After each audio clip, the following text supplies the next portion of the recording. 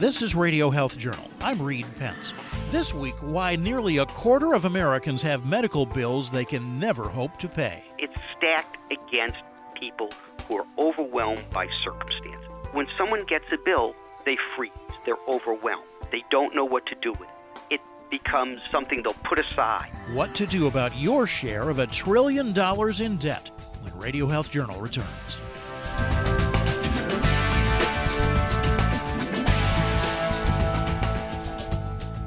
I'm Nancy Benson, host of Radio Health Journal. If you enjoy listening to Radio Health Journal, you'll also like our sister show, Viewpoints, which covers a wide array of topics from education to history to the environment. Here's a preview of what they're covering this week on Viewpoints. Scouring for lichen and caterpillars off the ground. Starvation, scurvy, frostbite. These are just some of the woes that the men of the Greely Polar Expedition endured in hopes of an eventual rescue. Then, today's young people, generally speaking, are more anxious than their predecessors. Why are some young adults going backwards instead of forwards? I'm Marty Peterson. and I'm Gary Price. These stories in depth this week on your public affairs magazine, Viewpoints. Listen to Viewpoints on your favorite radio station and subscribe and listen to shows anytime on Apple Podcasts and Google Play.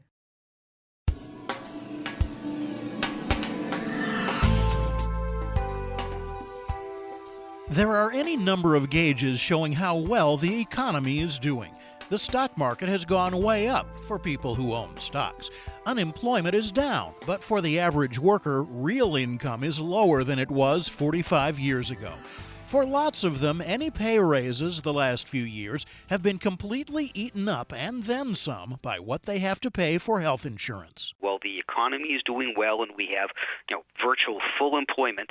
We haven't seen wages increase the way that costs have increased. But we have seen healthcare costs go up, and that is increased premiums and payroll deductions. That's Robert Goff, a founding director of the healthcare nonprofit firm RIP Medical Debt and co-author of the book The Patient, the Doctor, and the Bill Collector, a medical debt survival guide. Goff says employers and insurers have looked for ways to combat rising premiums.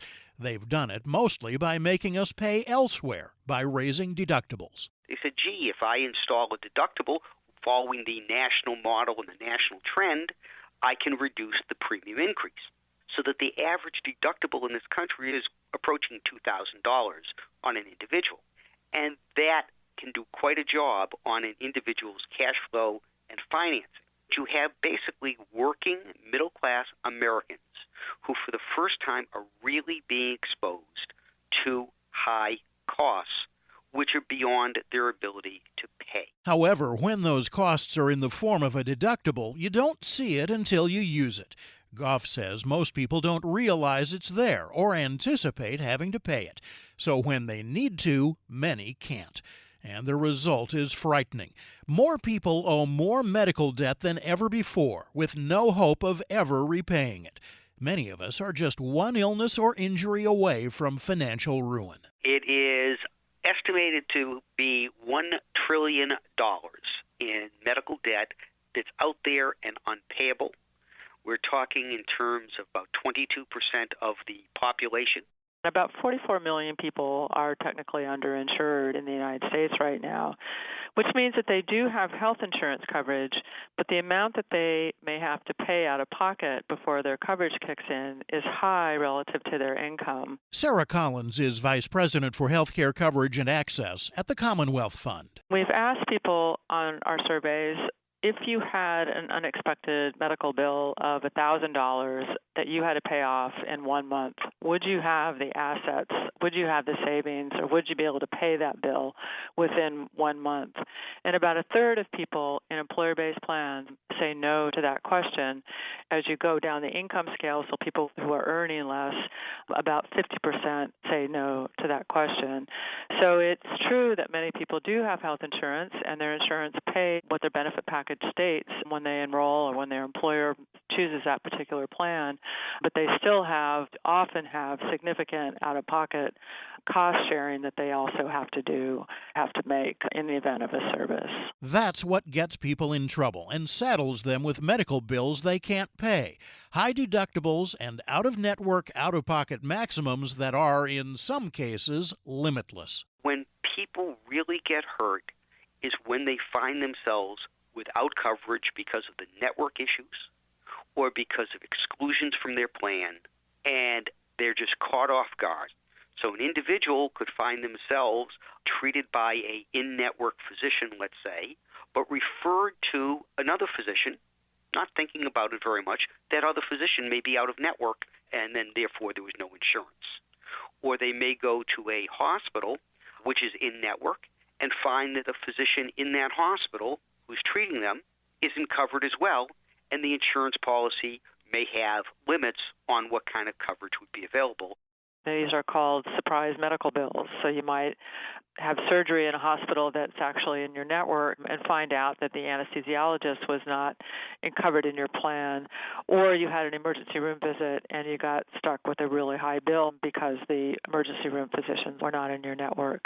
And so we've seen an increasing number of people reporting problems like that or having incidences like that. Goff says the average person who's had cancer comes away from treatment with $10,000 in bills that aren't covered. A person who has a diagnosis of cancer is 3 times more likely than anyone else to file for bankruptcy. And we're talking about insured individuals. There's something wrong with that. The concept of insurance was to protect people from these events. And it has become too much of, a Swiss cheese. Sometimes it depends on who you owe money to. If it's an individual doctor, you may be lucky. Very few physicians in private practice will ever sue a patient. Very few of them even will use collection services because they know what's going on. They know the stress that person and the family's under, and they have a good sense that economically they can't handle it. But hospitals are another story. Increasingly, they're going after patients to get what they're owed. First with collection agencies, and then with lawsuits. They say they lose money on every patient on Medicaid and are only about break even on Medicare, so they have to make it up somewhere. Goff says if you have insurance, hospitals may assume you could pay if you wanted to. If there isn't an action to try to stop the process and work something out, generally a payment scale, it just goes into the process. The hospital tries billing 2-3 times, turns it over to collection agency. The collection agency tries. They don't get the response. It then ends up on somebody's really docket to sue by process. There isn't an analysis that says this person who we're going to turn over to collection or we're going to sue actually has the resources to pay the bill. That isn't part of the thought process. The decision-making regarding this entire process is made in the fiscal area, which is far removed from the people who are actually touching and communicating with the patient. So if you're a fiscal guy, your job is to maximize the revenue of the institution. Proper fiscal practices, you send out a bill. If it doesn't get paid, you pursue it. When you're faced with an enormous hospital bill that you can't pay, Goff says the thing to do is to stand up and ask for help. Many hospitals have funding for charity care available, but they have to know that you need it. Instead, Goff says a lot of people panic. They freeze. They're overwhelmed. They don't know what to do with it. It becomes something they'll put aside, and that then just builds up and builds up. Then there'll be the phone calls. People will avoid answering the phones. Eventually, somebody will turn around and say, if the collection company and the hospital authorizes it, they'll sue. Then the person has to make a decision. Do I take the time off from work, they're paid hourly, to go to court or not? They don't go to court, judgments found against them, their wages may be garnished. It's stacked against people who are overwhelmed by circumstances. Collins says, according to the Commonwealth Fund's nationwide survey, 22% of adult Americans were contacted by a collection agency over a medical bill in 2018.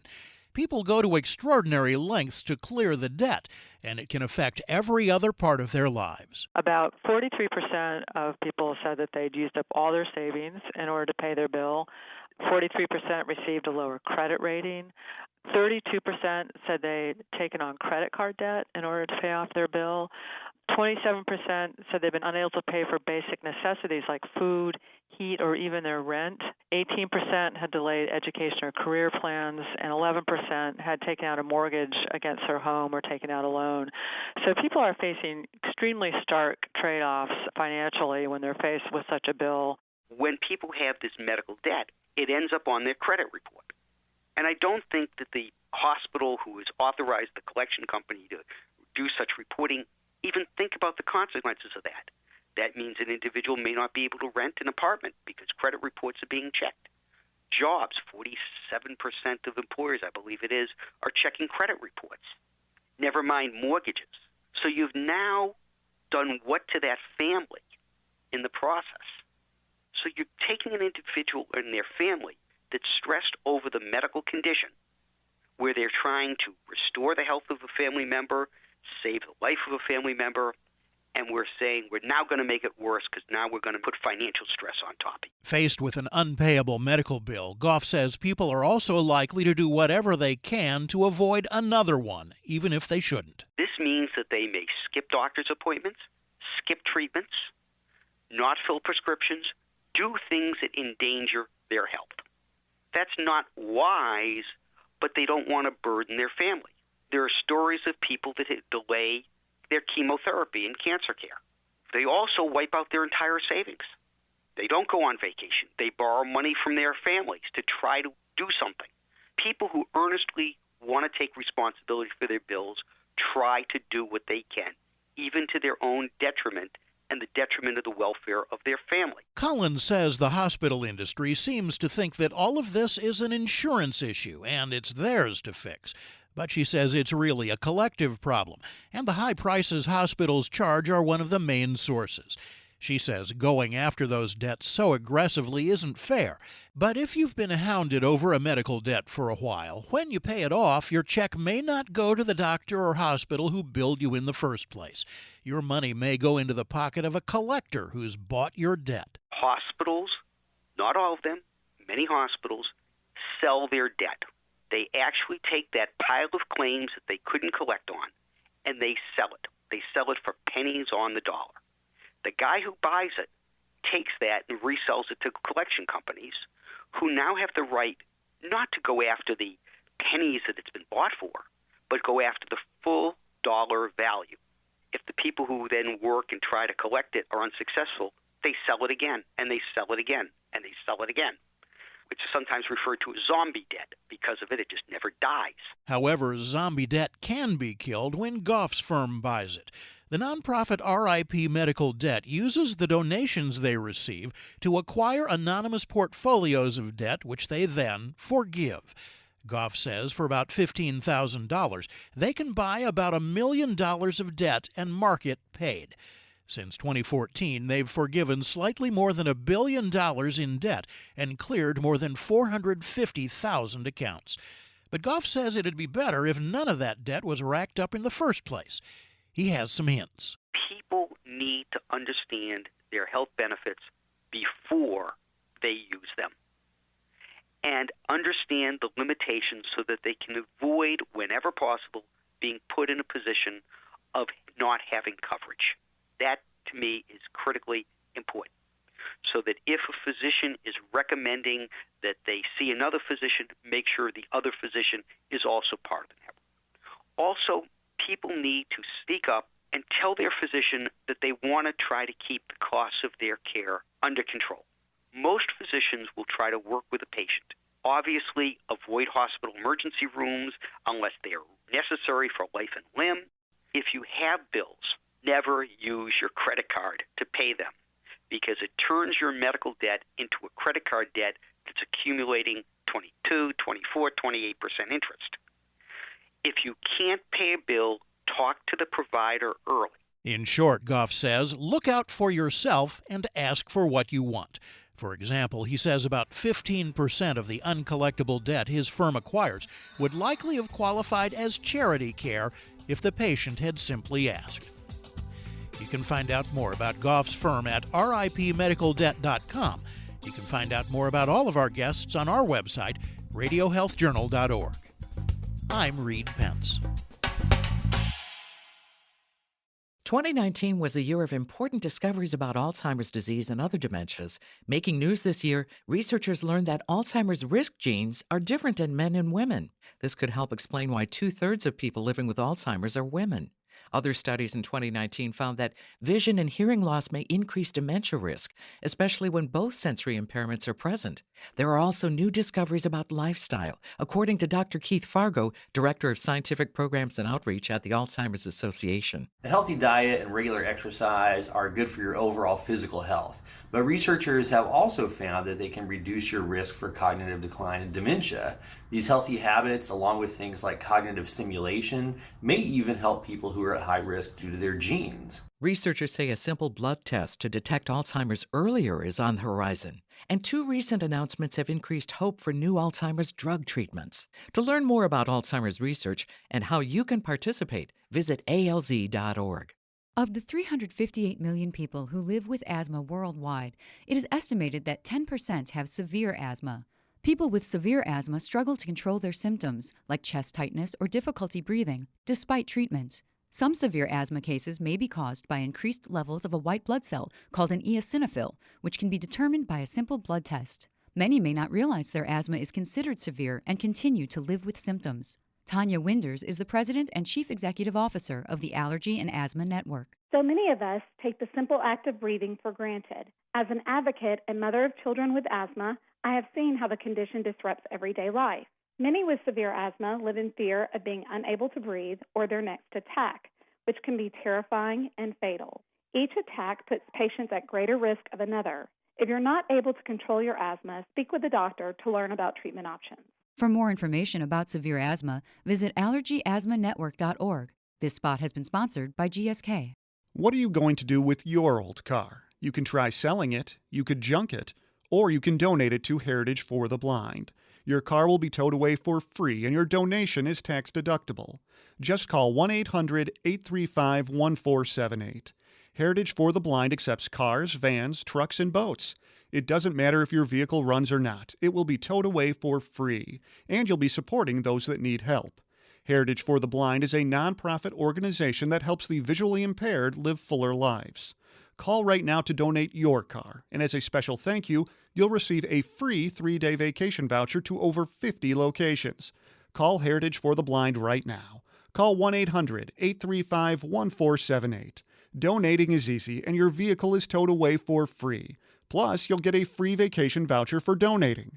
Call now, 1-800-835-1478. That's 1-800-835-1478. And that's Radio Health Journal for this week. Radio Health Journal is a production of MediaTrax Communications. Follow us on Twitter, Facebook, and Instagram to learn more.